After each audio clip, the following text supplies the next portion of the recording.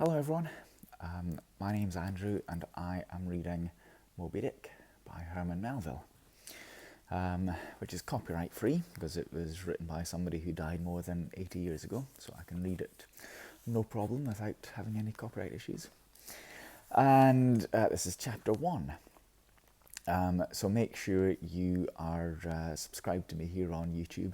Just tap on my little face in the corner and then press the wee bell so you get notified whenever I post a new video. And yes, you might like to comment. Feel free to comment about anything to do with the book in the comment section. Go ahead and do that. That'd be nice to know what you think of it. Chapter 1, Loomings. Call me Ishmael. Some years ago, never mind how long precisely, having little or no money in my purse and nothing particular to interest me on shore, I thought I would sail about a little and see the watery part of the world. It is a way I have of driving off the spleen and regulating the circulation. Whenever I find myself growing grim about the mouth, whenever it is a damp, drizzly November in my soul, whenever I find myself involuntarily pausing before coffin warehouses and bringing up the rear of every funeral I meet, and especially when my hypos get such an upper hand of me that it requires a strong moral principle to prevent me from deliberately stepping into the street and methodically knocking people's hats off, then I account it high time to get to sea as soon as I can. This is my substitute for pistol and ball. With a philosophical flourish, Cato throws himself upon his sword. I quietly take to the ship. There is nothing surprising in this. If they but knew it, almost all men in their degree, some time or other, cherish very nearly the same feelings towards the ocean with me. There is now in your insular city of the Manhattoes, belted around by wharves and Indian isles, as Indian isles by coral reefs. Commerce surrounds with her surf. Right and left, the streets take you waterward. Its extreme downtown is the Battery, where that noble mole is washed by waves and cooled by breezes, which a few hours previous were out of sight of land. Look at the crowds of water-gazers there. Circumnambulate the city of a dreamy Sabbath afternoon, go from Corlear's Hook to Country's Slip, and from thence by Whitehall northwards. What do you see? Posted like silent sentinels all around the town, stand thousands upon thousands of mortal men fixed in ocean reveries. Some leaning against the spiles, some seated upon the pierheads, some looking over the bulwarks of ships from China. Some high aloft in the rigging, as if striving to get a still better seaward peep. But they are all landsmen, of weekdays pent up in lath and plaster, tied to counters, nailed to benches, clinched to desks. How then is this? Are the green fields gone? What do they here? But look, here come more crowds pacing straight for the water and seemingly bound for a dive. Strange, nothing will content them but the extremest limit of the land. Loitering under the shady lee of yonder warehouses will not suffice. No, they must get just as nigh the water as they possibly can without falling in, and there they stand, miles of them, leagues. Inlanders all, they come from lanes and alleys, streets and avenues, north, east, south, and west. Yet here they all unite. Tell me, does the magnetic virtue of the needle of the compasses of all those ships attract them thither? Once more, say you are in the country, in some high land of lakes. Take almost any path you please, and 10 to 1 it carries you down in a dale and leaves you there by a pool in the stream. There is magic in it. Let the most absent-minded of men be plunged in his deepest reveries. Stand that man on his legs, set his feet a-going, and he will infallibly lead you to water. If water there be at all in that region. There, should you ever be athirst in the great American desert, try this experiment if your caravan happen to be supplied with a metaphysical professor. Yes, as everyone knows, meditation and water are wedded forever. But here is an artist.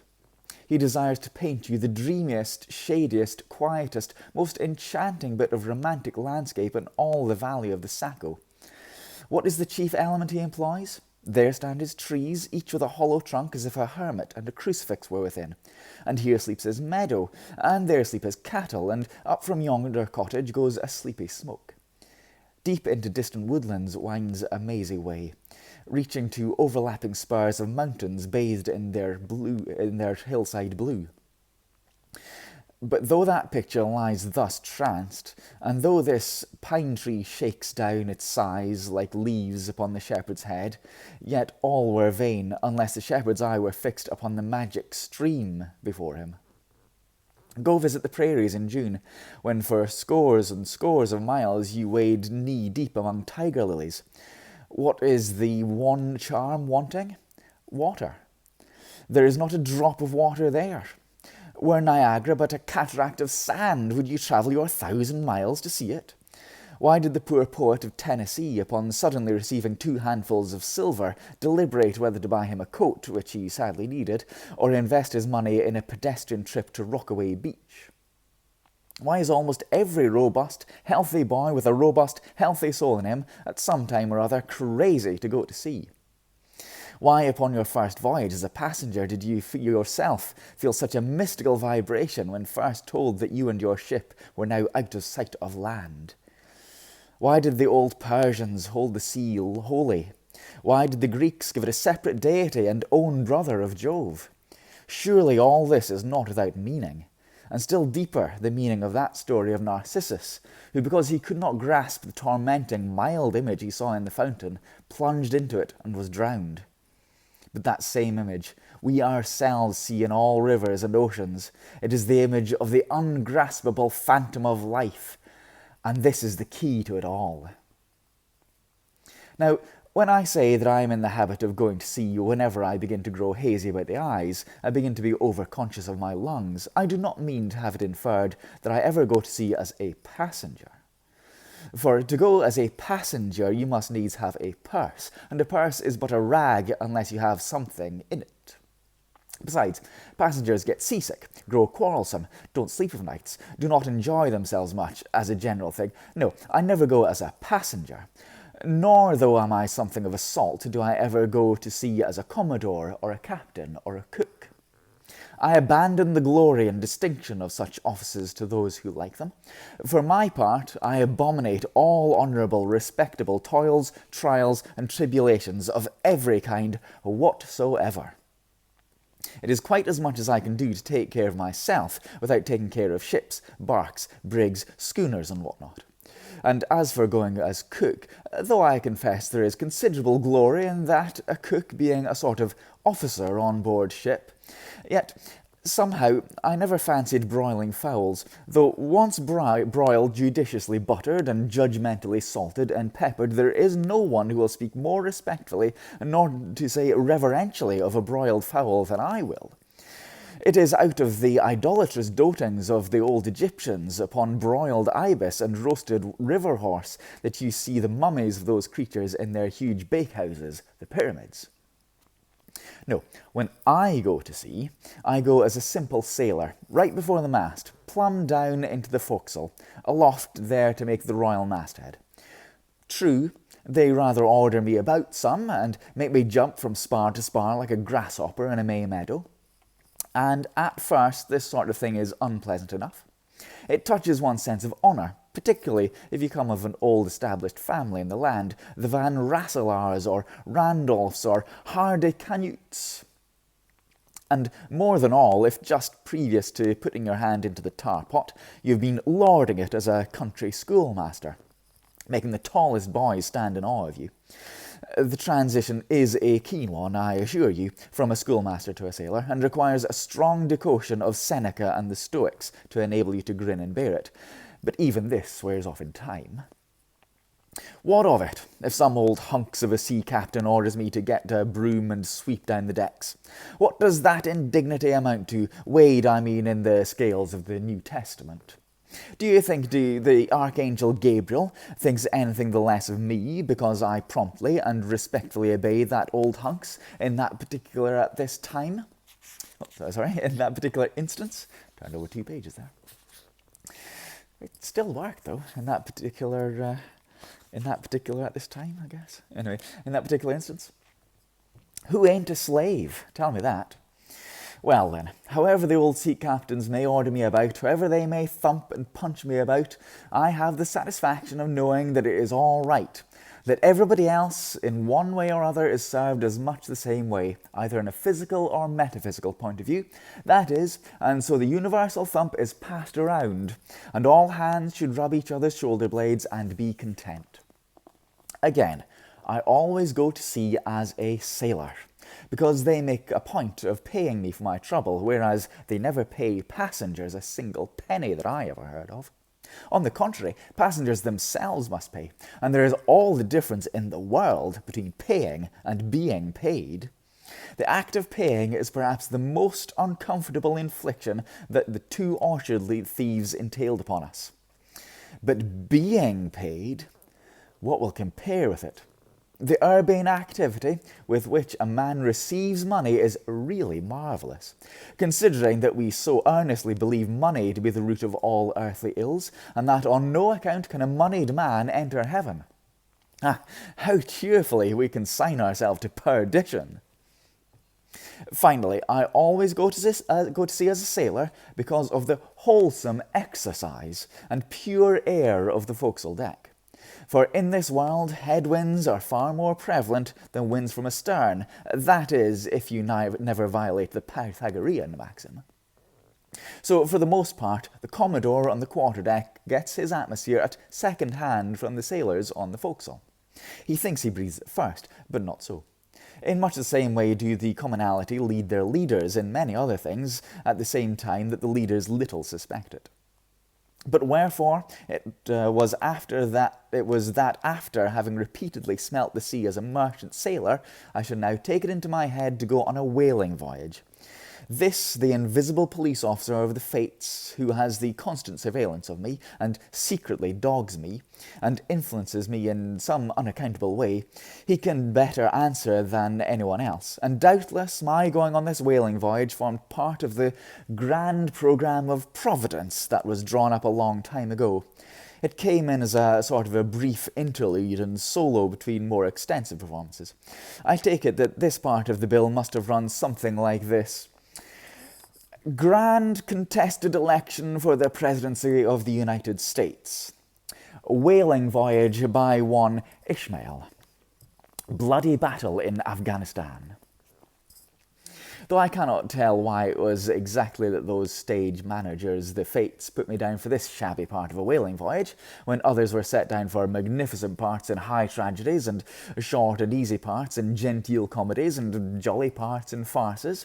Though I cannot tell why this was exactly, yet now that I recall all the circumstances, I think I can see into it a little. I can see a little into the springs and motives which, being cunningly presented to me under various disguises, induced me to set about performing the part I did, perhaps cajoling me into the delusion that it was the choice resulting from my own unbiased free will and discriminating judgment.